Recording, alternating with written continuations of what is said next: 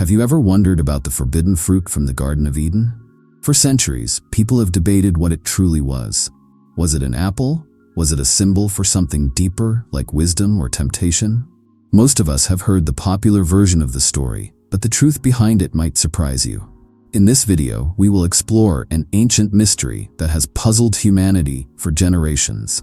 The forbidden fruit was not just an ordinary fruit. According to some ancient texts, including the Book of Enoch, its identity is far more complex and fascinating than you might think.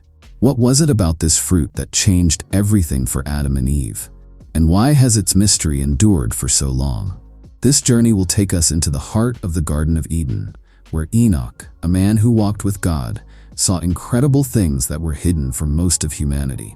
Prepare yourself for a revelation that could change the way you think about this ancient story. The answer is not what you expect. Enoch is one of the most mysterious figures in biblical history. Unlike many others, he had the extraordinary privilege of walking with God and receiving divine revelations. Among these visions was a journey to the Garden of Eden, a place most humans could never see again after Adam and Eve's expulsion. In his writings, Enoch described the garden in breathtaking detail. He spoke of lush trees with fragrant blossoms, streams that sparkled as they flowed, and a serene atmosphere that seemed to radiate life itself. Yet, amidst this paradise, one tree stood out, the tree of knowledge. It was unlike any other tree in the garden, with its towering height, unique leaves, and fruits that shimmered like clusters of jewels. Enoch's vision didn't stop at just observing the garden. He was guided by an angel who revealed secrets about its history and the role it played in humanity's fall. The angel explained that this sacred place wasn't just a physical paradise, but also a symbol of humanity's relationship with God. One detail that stood out in Enoch's account was the description of the tree of knowledge. He described its fruits as clusters of grapes, radiant, fragrant, and beautiful. Could it be that the forbidden fruit, which changed the course of human history, was not an apple as we've been told, but something far more significant? As Enoch gazed at the tree, he felt a mixture of awe and sadness. It was a reminder of the perfection that was lost and the consequences of disobedience. This vision, recorded in the Book of Enoch, offers a perspective on the Garden of Eden that few have ever considered. The story of the serpent's temptation in the Garden of Eden is one of the most well-known accounts in the Bible. Traditionally, many people believe that the serpent was Lucifer, the fallen angel who rebelled against God. But what if this common belief is not entirely accurate? The Book of Enoch provides a surprising twist, revealing a different culprit behind the temptation of Eve. In Enoch's writings, the serpent is identified not as Lucifer, but as a fallen angel named Gadriel. Gadriel was cunning, deceptive, and skilled at manipulation. Unlike the traditional view of the serpent as a symbolic representation of evil, Enoch portrays Gadriel as a celestial being who took on the form of a serpent to carry out his plan. According to the Book of Enoch, Gadriel approached Eve in the garden with a specific purpose: to lead her away from God's command. He began by planting a seed of doubt in her mind. "Did God really say you cannot eat from any tree in the garden?" he asked. This question was designed to make Eve question God's word. Eve, unaware of Gadriel's intentions, responded honestly, saying, "We may eat the fruit of the trees, but the fruit of the tree in the middle of the garden we must not touch, or we will die." Gadriel's reply was both calculated and deceitful. He told her, "You will not surely die. God knows that when you eat of it, your eyes will be opened, and you will be like gods, knowing good and evil." This statement contained just enough truth to make it convincing. While it was true that eating the fruit would give Adam and Eve knowledge, it also came with devastating consequences. Gadriel used Eve's natural curiosity and desire for wisdom against her. By presenting the fruit as a pathway to enlightenment, he made disobedience seem like a noble act rather than a violation of God's command.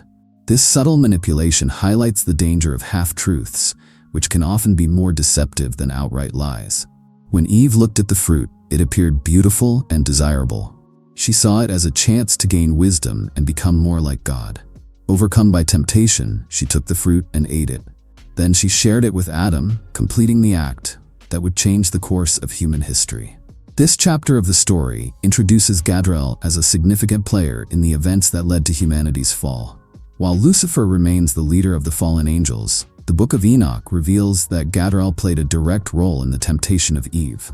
His cunning plan set humanity on a path of struggle, separation from God, and the pursuit of redemption. The Tree of Knowledge, central to the story of humanity's fall, has intrigued and mystified scholars and believers for centuries. While many envision it as a simple tree with an ordinary fruit, Enoch's account offers a far more vivid and detailed description. His writings take us deeper into the mystery, revealing the true nature of this tree and the forbidden fruit. Enoch described the Tree of Knowledge as towering and majestic, unlike anything else in the Garden of Eden. Its leaves resembled those of the carob tree, broad and lush, providing shade and a sense of awe. The fruit it bore was extraordinary. Organized in clusters like grapes, it glistened in the sunlight, radiating an intoxicating fragrance that filled the surrounding air. This fruit was not just visually appealing, it held immense symbolic power. According to the angel Raphael, who guided Enoch through the garden, the fruit of this tree was the source of wisdom. "This is the tree from which your ancestors Adam and Eve ate," Raphael explained. "It opened their eyes to the knowledge of good and evil, but it also led to their expulsion from paradise." The symbolism of the fruit is profound. It represents the human desire for knowledge, enlightenment, and power. However, as Raphael revealed, this desire came at a great cost. Consuming the fruit granted Adam and Eve the ability to discern right from wrong, but it also brought shame, guilt, and a painful awareness of their own mortality. Enoch's description of the tree and its fruit challenges the traditional depiction of the forbidden fruit as an apple. Instead, his account suggests that the fruit may have been grapes, a detail that aligns with the tree's association with wisdom and divine knowledge. Grapes, often symbolic of abundance and blessings in the Bible, take on a different meaning here, one of temptation, disobedience, and loss. The angel Raphael emphasized the dual nature of the fruit. It held both beauty and danger, wisdom and consequence. By choosing to eat it, Adam and Eve made a decision that would forever alter their relationship with God and the world around them. This act of defiance, though driven by curiosity and a desire for growth, led to their downfall and humanity's enduring struggle with sin. Enoch's account sheds light on the deeper significance of the Tree of Knowledge. It was not just a physical tree, but a symbol of the choices that define humanity. The fruit, radiant and alluring, represented the ultimate test of obedience and faith. And in their decision to eat, Adam and Eve set a precedent for all of humanity. The pursuit of knowledge comes with profound responsibilities and consequences. For centuries, the forbidden fruit has been a subject of debate. While many believe it to be an apple, Enoch's description points to a different possibility: grapes. But why grapes? Could they hold a deeper meaning in the story of Adam and Eve, and what makes them significant in the context of biblical symbolism? In the Bible, grapes are often associated with abundance, fertility, and blessings. They appear in pivotal moments, symbolizing prosperity and God's favor. For example, when Moses sent spies to explore the land of Canaan, they returned carrying an enormous cluster of grapes as proof of the land's richness. This image of overflowing bounty resonated as a sign of divine promise. The New Testament also uses grapes as a powerful metaphor. Jesus referred to himself as the true vine, describing the intimate relationship between himself and his followers. "I am the vine, you are the branches," he said, emphasizing the spiritual connection and dependence on God to bear good fruit. In this light, the idea that the forbidden fruit could have been grapes carries profound implications. Grapes symbolize not just abundance, but also responsibility. Their sweet and intoxicating nature reflects the allure of knowledge and the consequences of indulging in it without understanding its full weight. Enoch's description of the fruit aligns with this symbolism. He spoke of clusters of grapes that exuded an alluring fragrance, drawing Eve closer to the tree. The fruit's beauty and aroma made it impossible for her to resist, especially when paired with the serpent's cunning words. It wasn't just the fruit's appearance that tempted her. It was what it represented: wisdom, power, and the chance to become like God.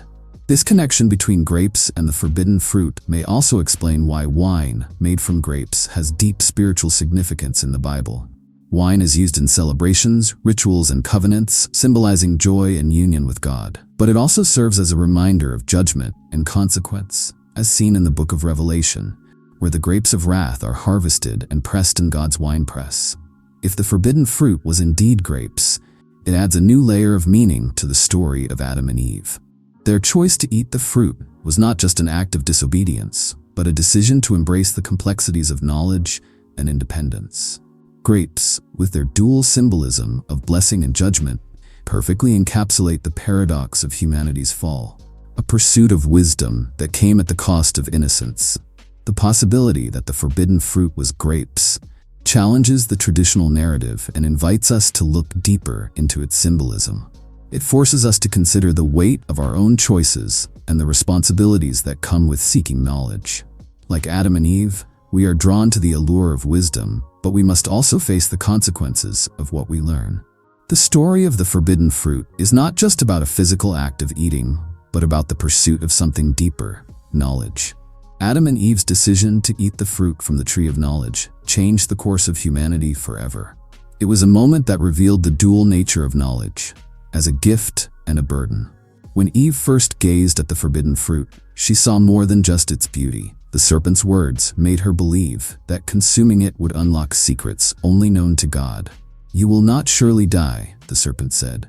"For God knows that when you eat of it, your eyes will be opened and you will be like gods, knowing good and evil." These words planted a desire in Eve, one that many humans can relate to. The yearning to know more, to understand the world, and to gain control over one's destiny. When Adam and Eve ate the fruit, their eyes were opened, just as the serpent promised. But instead of enlightenment leading to joy, they felt shame and fear. For the first time, they became aware of their nakedness, a realization that symbolized their vulnerability and separation from the innocence they once had. This newfound knowledge came with a price. They were no longer at peace in the paradise they called home. God's response to their disobedience was swift and severe.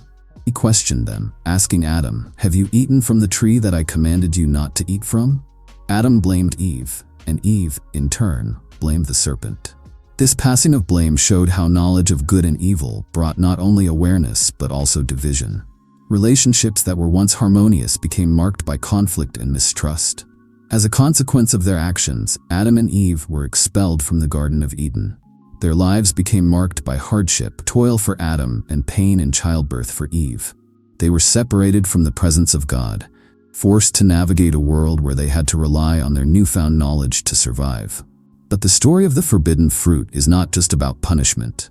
It also serves as a reminder of the responsibility that comes with knowledge.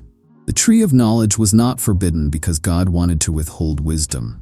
Instead, it represented a boundary, a test of trust and obedience. By crossing that boundary, Adam and Eve gained something they were not ready for, the ability to discern good and evil.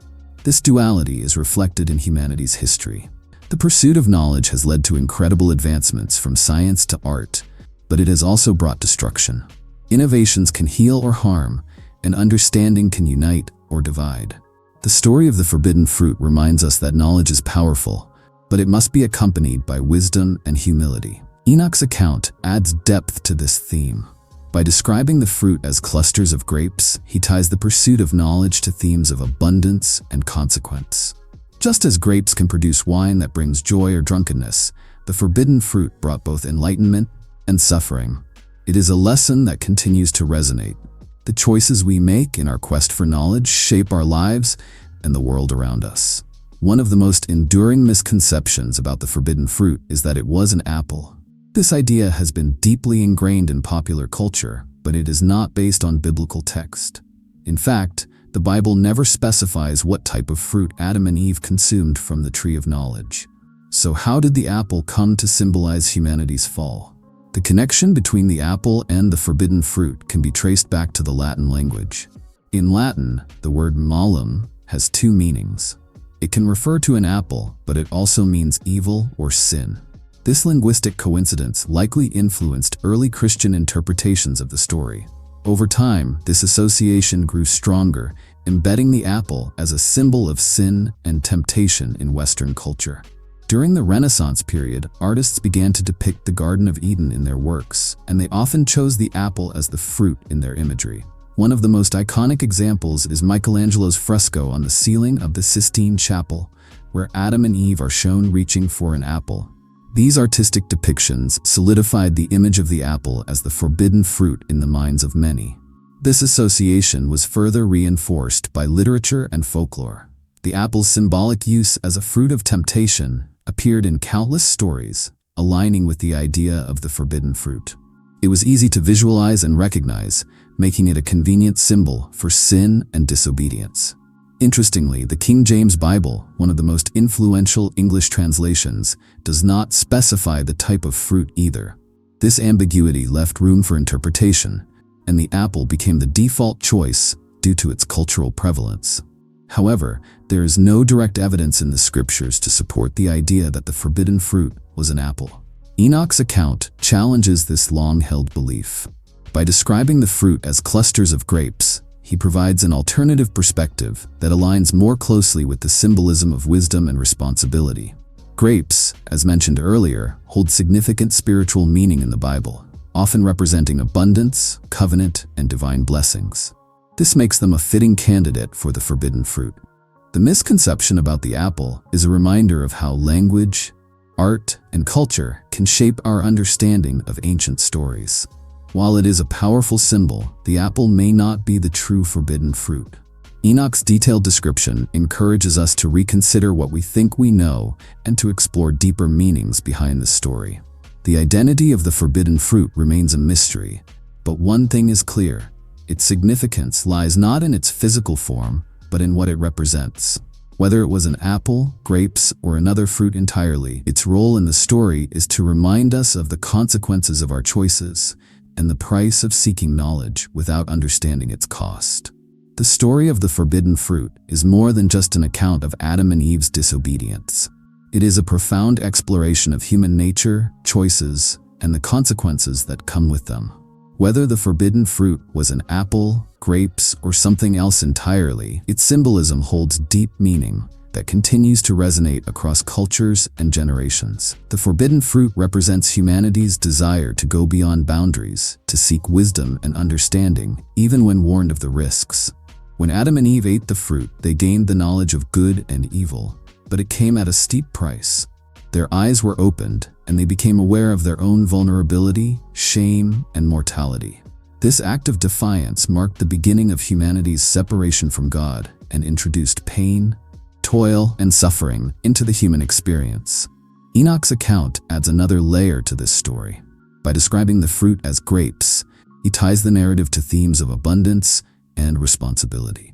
Grapes often symbolize blessings in the Bible, but they also carry connotations of judgment, as seen in the book of Revelation, where the grapes of wrath are crushed in God's winepress. This dual symbolism reminds us that every blessing comes with accountability, and every choice has consequences. The legacy of the forbidden fruit also challenges us to reflect on the nature of temptation. The serpent's words to Eve were carefully crafted to appeal to her curiosity and desire for wisdom. He promised that eating the fruit would make her like God, knowing good and evil. This promise was partially true, but it hid the full cost of disobedience. The story serves as a cautionary tale about the danger of half-truths and the importance of discernment. The forbidden fruit's legacy extends beyond the Garden of Eden. It is a story that mirrors the struggles we face in our own lives.